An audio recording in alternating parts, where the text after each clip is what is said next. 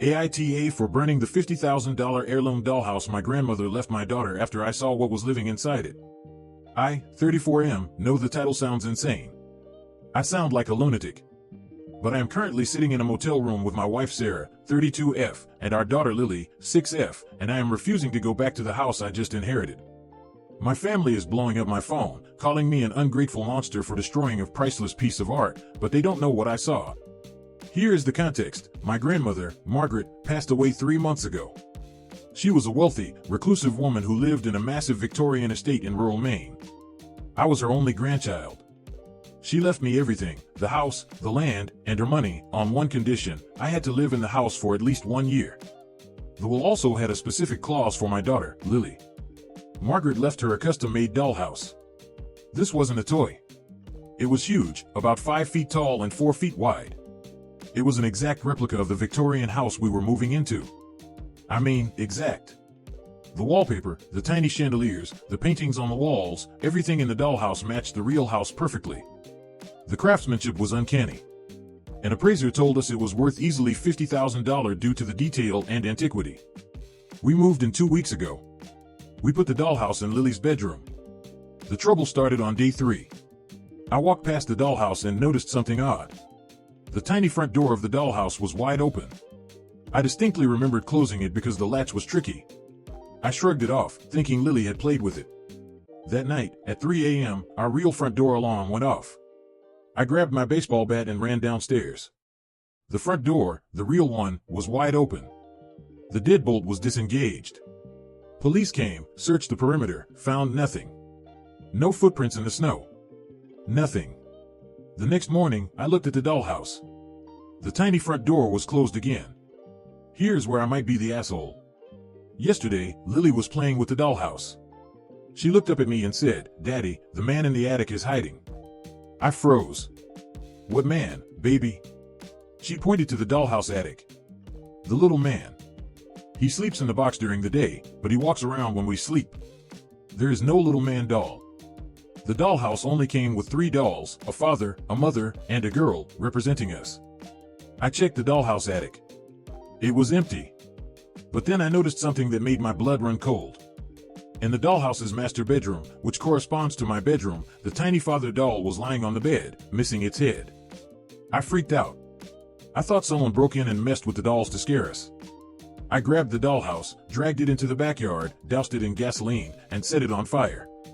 My aunt drove up just as I was doing it. She screamed. She told the family. Now everyone says I'm mentally unstable and destroyed a family heirloom. AITA for burning it to protect my family, even if I sound crazy? Update 1, it wasn't just a toy. Okay, things have escalated. We are staying at a Holiday Inn about 20 miles from the house. After I burned the dollhouse, I went back inside to pack our bags.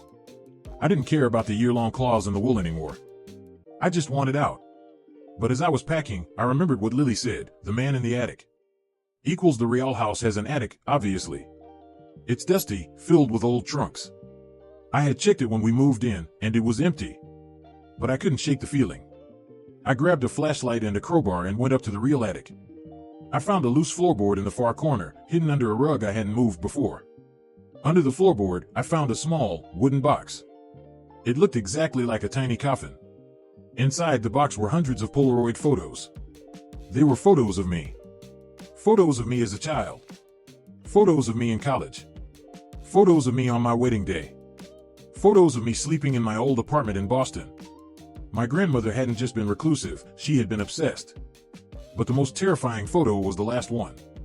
It was a Polaroid taken from the doorway of Lily's bedroom, looking at her sleeping. The date on the back was 3 days ago. Grandmother Margaret is dead. So who took the photo? I called the police immediately. They did a sweep. They found something I missed. In the attic, behind the insulation, there was a sleeping bag and empty food wrappers. Someone has been living in the attic. But they were gone. The police think it was a squatter. But here's the part that makes me vomit. I told the officer about the dollhouse I burned. I told him about the headless doll. The officer looked at me weirdly and said, "Sir, we found something in the ashes of the fire you set." He handed me an evidence bag. Inside was a charred, half-melted object that survived the fire. It wasn't wood. It was bone. It was a human finger bone. The dollhouse wasn't just wood and glue. It was built with parts. Final update, the man in the wall. We are selling the land. We are burning the house down, legally, with the fire department as a controlled demolition. They found him. The police did a final sweep with thermal imaging before the demolition prep. They found a heat signature inside the walls between the nursery and the attic. They tore the wall down. A man fell out. He was emaciated, pale, with long white hair. He looked to be in his 60s. He wasn't a stranger. It was my Uncle Silas.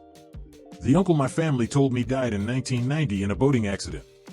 He hadn't died. Grandmother Margaret had kept him. She hid him in the walls. He was special, they said. He had the sight. He was the one moving the dolls. He was the one watching us. He believed he was the puppet master now that Margaret was dead. When I burned the dollhouse, I destroyed his favorite toy.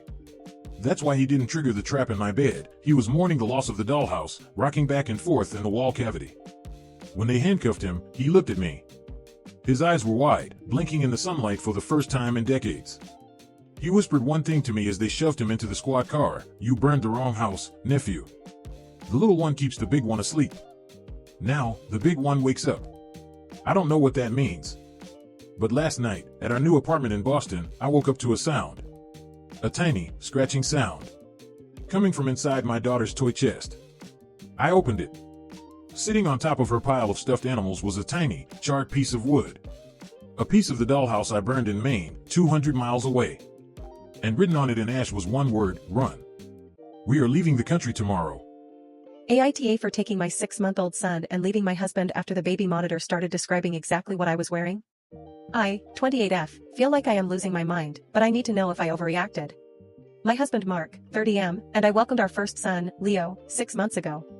Mark is a software engineer, very tech-savvy. He set up our entire smart home system, including a high-end, encrypted baby monitor system that connects to our phones and has two-way audio. He swears it's unhackable because he set up a private server for it. Mark works late a lot, so I'm often alone in the house during the evenings. Last night, around 11:30 p.m., I was in the kitchen making a bottle. Mark was still at the office. I was wearing an old, oversized red flannel shirt and pajama shorts. I heard a sound coming from the monitor display on the counter. It was a static noise, followed by a voice. It wasn't a baby crying. It was a deep, raspy whisper. At first, I thought it was interference.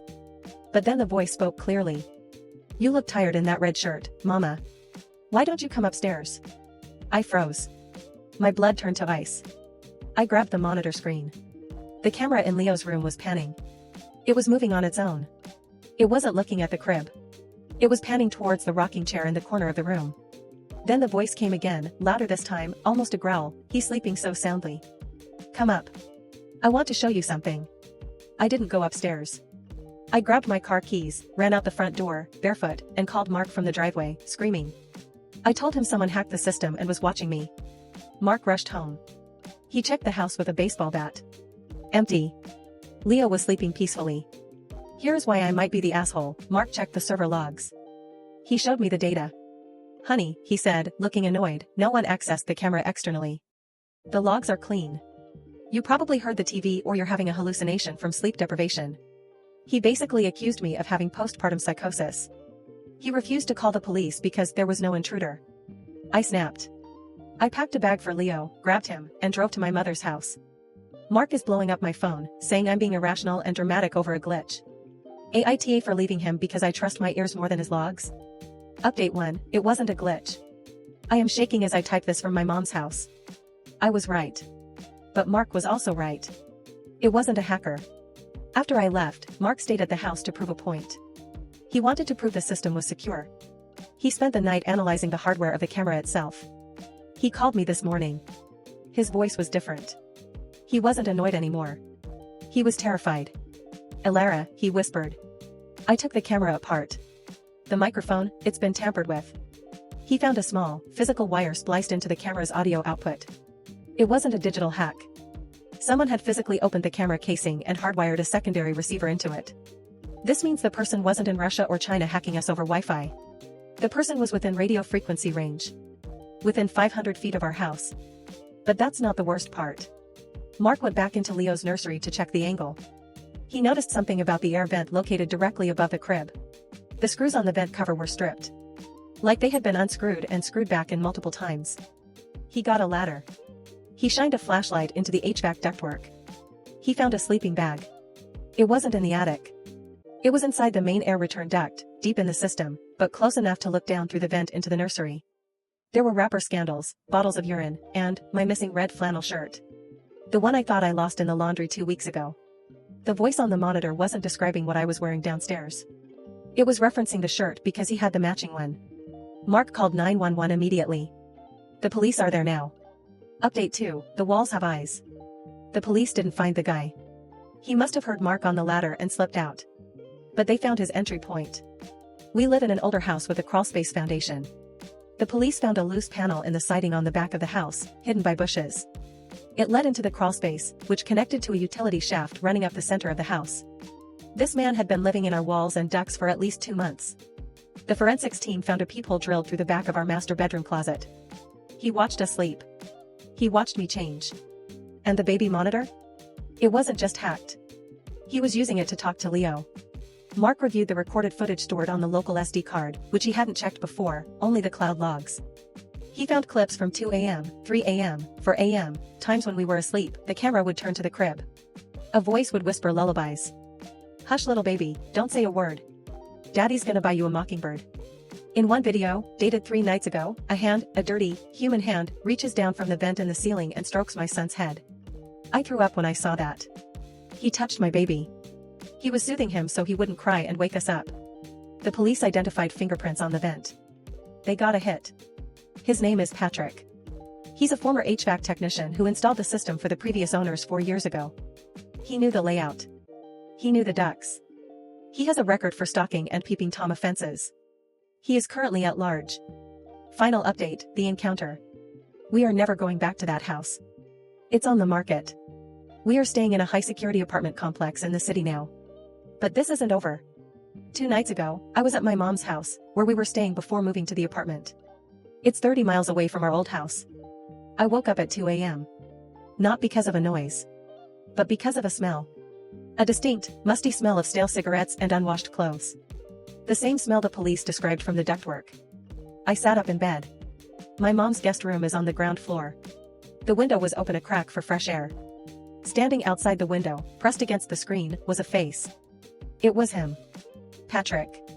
He wasn't trying to break in. He was just watching. He saw me wake up. He smiled. It was a jagged, broken smile.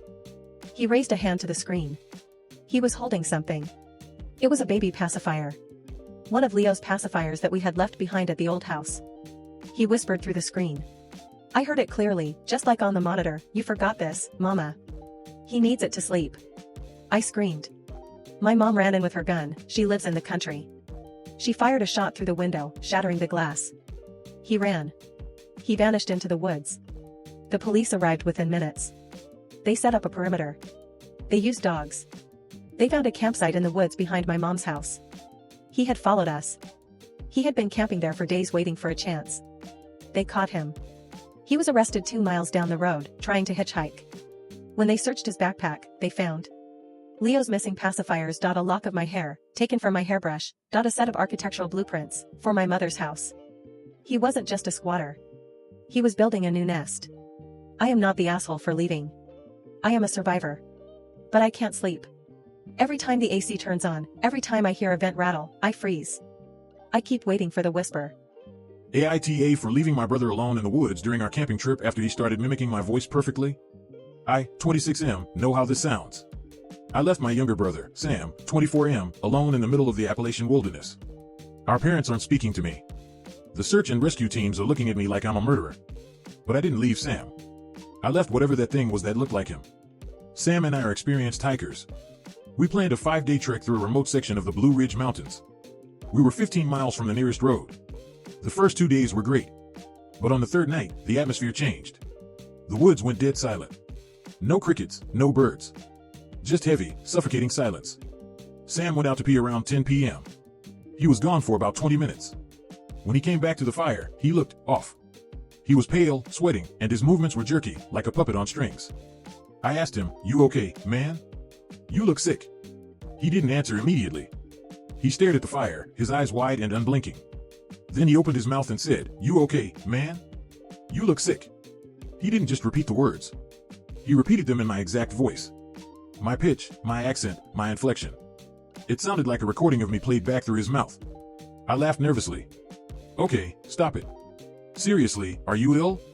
He turned his head slowly toward me. He grinned. It was too wide. His lips stretched too far back. "Okay, stop it. Seriously, are you ill?" he repeated again, in my voice. I got scared. I told him to get in the tent and sleep it off. He crawled in on all fours, moving unnaturally fast. I couldn't sleep. I lay in my sleeping bag, clutching my knife. Around 3 a.m., I heard it. From right outside the tent, I heard Sam's voice. "Help me. I'm hurt. I fell. Help me." I froze. Because Sam was lying right next to me in the tent. I looked over at the sleeping bag next to me. The Sam inside the tent was wide open. He was staring at me in the dark. Then the Sam inside the tent spoke. But not in Sam's voice. And not in my voice. It spoke in a sound that sounded like cracking bones and wet leaves. "Don't go out there. We are hungry." I didn't think. Instinct took over. I slashed the back of the tent with my knife and ran. I ran until my lungs burned. I didn't stop until I hit a service road at dawn and flagged down a logging truck. AITA for saving myself from a monster, even if it means I abandoned my brother. Update 1, the search. I am currently at the ranger station. I told them everything, except the voice mimicking part, because they would institutionalize me. I told them Sam had a psychotic break and attacked me, and I ran for help. They sent a SAR, search and rescue, team and AK-9 unit to our campsite. They just got back. The campsite was destroyed. The tent was shredded. Our gear was scattered everywhere. But here's the disturbing part. The K9 dogs refused to track. The handler said the dogs got to the edge of the campsite, whined, tucked their tails, and refused to go further. One dog actually peed itself in fear. They found Sam's phone. It was lying on a rock, perfectly untouched. The rangers let me look at it to see if he left a message. There was a video recorded at 3:15 a.m. 15 minutes after I ran. The video is just pitch blackness. But you can hear audio. You hear heavy, wet breathing. Then you hear my voice screaming, "Wait. Don't leave me. Sam, help." But I didn't scream that. I was running silently. Then, you hear a low, guttural laugh. And the recording ends. The rangers think Sam is lost and hallucinating. They think the video is him recording me screaming, even though I know I didn't. They are expanding the search grid. Update 2, the cave. They found him. Or what's left of him. A helicopter spotted a heat signature near a cave entrance 3 miles up a sheer cliff face. It's an area impossible to climb without gear. We didn't have gear. The rescue team rappelled down. They found Sam huddled in the back of the cave. He is alive. But he is wrong. He is severely dehydrated and has hypothermia. He has scratches all over his body. But he hasn't spoken a single word. Not one. He just stares. When they brought him to the hospital, I went to see him. My parents were there, crying, hugging him. They glared at me, blaming me for leaving him. I walked up to his bed. "Sam?" I whispered. He looked at me. For a second, I saw recognition. He looked terrified. He grabbed my wrist with a grip so strong it bruised instantly. He pulled me close. I thought he was going to hug me. Instead, he leaned into my ear and whispered. But it wasn't a whisper. It was a perfect, high-fidelity mimicry of the Rangers' radio static I heard earlier that day. KKKKRSCHHH. Target located. KKKKRSCHHH. Then he let go and went back to staring at the wall. The doctors say it's trauma-induced echolalia. But I know what I saw. The Sam that came back, he smells like rotting meat. Even after they bathed him. He smells like the deep woods. Final update, it followed us home. Sam was discharged yesterday. My parents took him home. They refused to let me stay there, so I'm at my apartment. Last night, my mom called me at 2 a.m. She was hysterical. "You need to come over." Sam he's doing it again. I drove over. The house was dark. My dad was standing on the front lawn with a shotgun. "He's in the basement," Dad said, his voice shaking. He started screaming. But it wasn't his scream. It was a deer. He sounded exactly like a dying deer. We went into the house. We could hear it from the kitchen. From the basement door, we heard voices. Not one voice. Multiple voices. We heard my voice. We heard the ranger's voice. We heard Mom's voice crying. We heard a coyote howling. It sounded like a radio scanning through channels, but all coming from one human throat. Then, silence. My dad kicked the door open. The basement was empty. The window was shattered from the inside out. Sam is gone again. But he left something behind. Scratched into the drywall of the basement over and over again were words. Not English. It looked like symbols. And in the center of the wall, written in what looks like blood, or maybe rust, was one sentence: skin is too tight. The police are searching again. But I know they won't find him. Whatever came down from that mountain wasn't my brother. It was something that wore him. And now, it's done with him. It's looking for a new suit. I'm leaving the state. If you are hiking in the Appalachians and you hear your own voice calling for help from the trees, don't look back. Just run.